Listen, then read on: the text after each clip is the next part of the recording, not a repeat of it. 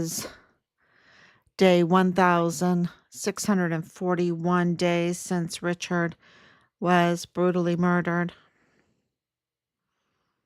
See what's going on here. Okay.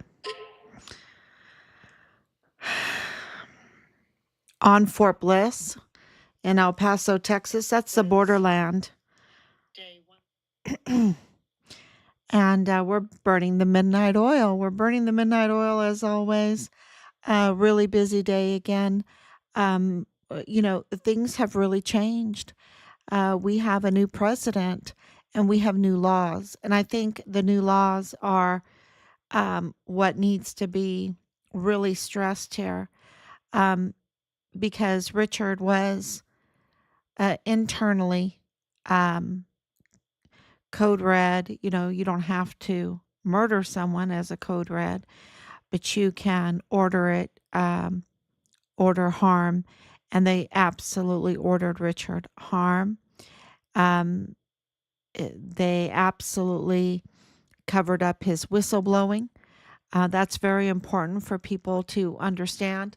Let's see if I can straighten this up a little bit more, makes it more comfortable.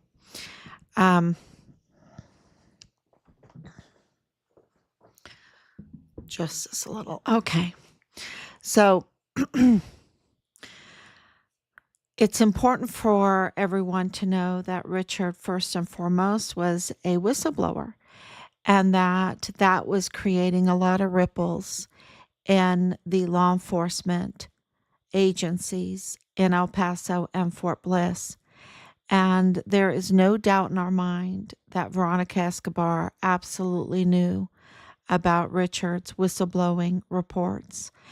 There is no doubt in my mind that the chain of command, through the military, especially, all the way up to Mealy, knew Richard's whistleblowing activities. There's no doubt, because of what happened with Fort Hood, which is called Fort Cavazos now, with Vanessa Guillen. So, and they did not want another Guillen situation. It's very bad. It's very bad when you have trouble recruiting and then you have things like this happening and you have, murders going on, whistleblowers going on, and you expect, recruiting. But going through the country and talking to families, military families, veteran families, like we have, and, lots of different groups that we have gone to, they absolutely have their own thinking because of the mandates, but because of also that their young family members joined the military and they were, came home and they weren't the same person. They were mentally destroyed. A lot of them, you can recover from some physical, with drugs and things like this, but they were saying the mental stress, because of the injustices, the the criminal activity that they witnessed. And so that is really important for everyone to understand what has been going on in our military and what would cause and why would our military leadership cover up the brutal murder, even order the brutal murder of a 2-time distinguished honor graduate, 20 years old. He had just turned 21 years old, right? Young soldier, no threat to them. They could have sent him to war. Matter of fact, 2 times he requested a transfer and the transfer never came. So they could have absolutely transferred him. But they didn't do that. Which is, they absolutely, the the level of crime that is going on, that has been going on, is um, it has to be big. And Richard's case, I want everyone to know this. Richard's case is so big. Richard's case is connected to the drug cartel leader that was just detained just a few months back. You had El Chapo, and then you have Ismael El Mayo. His name is Ismael Mario El Mayo Zampata Garcia, along with El Chapo's son. So El Chapo's son, El Mayo, they have been detained. And but that detention, whether you like him or not, it was not done lawfully. It's just like this whole thing with Patrick Crucius. We're not defending El Mayo. We're defending the rule of law. And in the Walmart mass shooting case, which Richard's case is also connected to, and Richard's case is also connected to the criminal trafficking going on Fort Bliss, like the hundreds of thousands of taken children that are now mostly dead. Yes, that's part of it. And of course, this whole Walmart mass shooting, the question is, this is a good question. What was Rosa Maria Valdez Garcia? Rosa Maria Valdez Garcia is absolutely connected to the Walmart mass shooting. She received victims' funds, even though she's not a victim. She received tens of thousands of dollars, maybe more, from victim funds from the Walmart mass shooting. And what is her family doing in possession of Richard's personal items? So let me say that one more time. What was Rosa Maria Valdez Garcia, very much part of the Walmart mass shooting case, what was she doing, her family members, with Richard's personal items, in possession of Richard's personal items? Right? Now I think that resonates a little bit more than 3905 Bliss Avenue, even though 3905 Bliss Avenue is really, really a big deal. Because that's how the whole connection is with Richard's unit. Richard's unit has been confirmed to be involved with the Walmart mass shooting, tied to the Walmart mass shooting. I think that would be the better, seemingly, apparently also more, but they absolutely 100% tied to the Walmart mass shooting. 2 times with two individuals.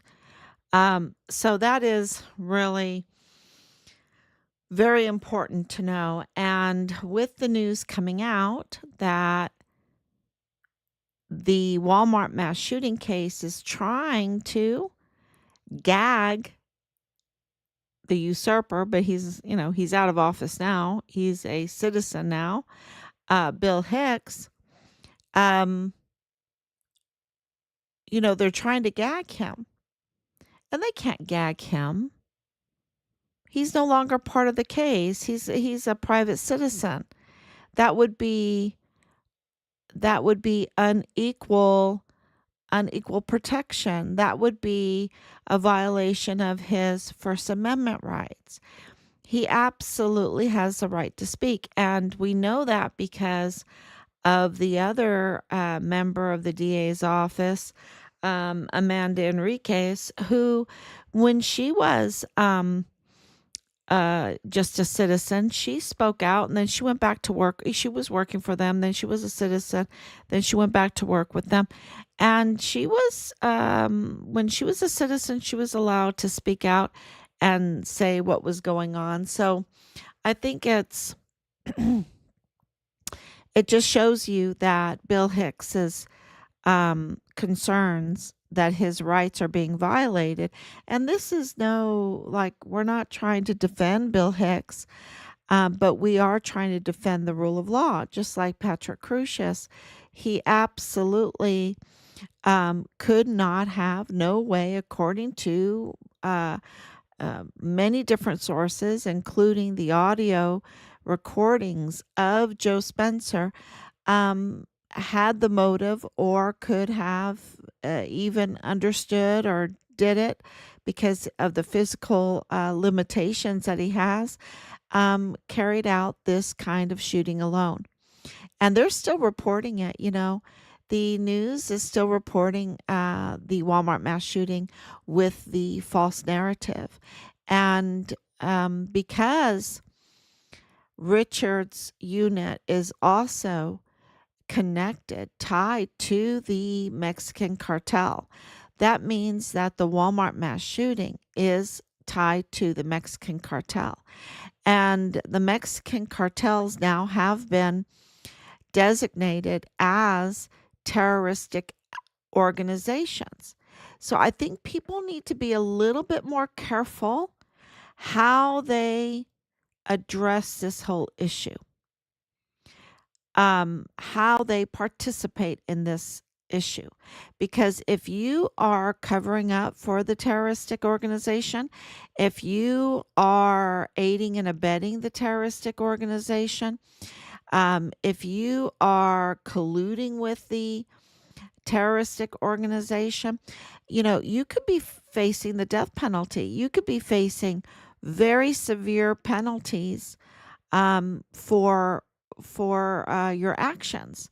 Things, the law has changed in the last couple days, and I think you know, we're going to do our due diligence to get the word out that those that are have been involved with Richard's case, that are tied to the Mexican cartel, and we absolutely know who a lot of them are, and the Walmart mass shooting, those that are involved in that cover up tied to the Mexican cartel, those leaders, including generals and flag officers that are tied to the Mexican cartel, those you know, they things are very, very different right now, very different. Veronica Escobar, if she is tied to the Mexican cartel, which you know, she's absolutely tied to Mario Raskin Ortiz, who's tied to 3905 Bliss Avenue, which is tied to the Mexican cartel. If she is aiding and abetting, if she is protecting, covering up, all of that, she's really looking at some treasonous twists to her, you know, the allegations that are against her, and could be facing some um, real, um, real challenges, real challenges, real prison time, real. I would hope that it's more, because what she has done is absolutely the worst crime for personal gain. For personal gain, she's done this for personal gain, and she's absolutely betrayed her district. And of course, Richard's case, which is a service member, which is also what she has done to us, knowing that we're a Gold Star family. Yeah, you know, no respect for her position. She absolutely has abused her power, and it's yeah, that's very something that everyone needs to know, because with representatives like her, who needs uh who needs enemies, right? Who needs enemies? So one other, we have confirmation um from Mexico that Richard never entered Mexico alive. Okay. That goes against many narratives. So I think that that is really, really important for people to understand that. So there is no record at all. And the whole attempt to smear Richard, to try to put false narratives around him, and the information that we're getting back has a lot more details, and um, it's going to come out. It's going to come out how we know this. Okay. So I'm not at liberty just yet to say, but I think that that is really important to let everyone know how the narratives that were given to the public were false. And to us, even the family members were false. And we've had to work very hard investigating ourselves to expose the truth. So, the other big news is, uh, well, I don't know if I'm at liberty. Well, I will say it. We did hear that Richard Roman has passed away. That's a big development in this case. He was an attorney for Yvonne Rosales, and that's a really big development in this case. So, because that's kind of unexpected. That's unexpected there. We have been contacted by agencies today, and I think that that is really uh, also a good indication for the golden age, right? The change of leadership, the change of the law, and what they're looking into. And so, in getting our open records requests back in timely fashion, because we are ongoing with our investigation. And Richard's case is active and ongoing also by multiple agencies. And I think that state and federal. And so that is really important for everyone to know too. I will come back tomorrow with more breaking news that I'll be at liberty to say once this all gets worked out. But we're asking for your prayers right now because as things really move along, it is it's so hard for so many people that have been involved in these terrible actions um, they're facing. We need to have the courage to hold them to account. That's what I'm saying. Because we need to remember the hundreds of thousands of children that were taken and now are mostly dead. We have to remember those that have died of the fentanyl, those this drug, the families that it has destroyed, the people that it has destroyed, um, this culture of absolutely just a criminal activity, right? And so we have to have a lot of courage to hold these people accountable. And the time has come. And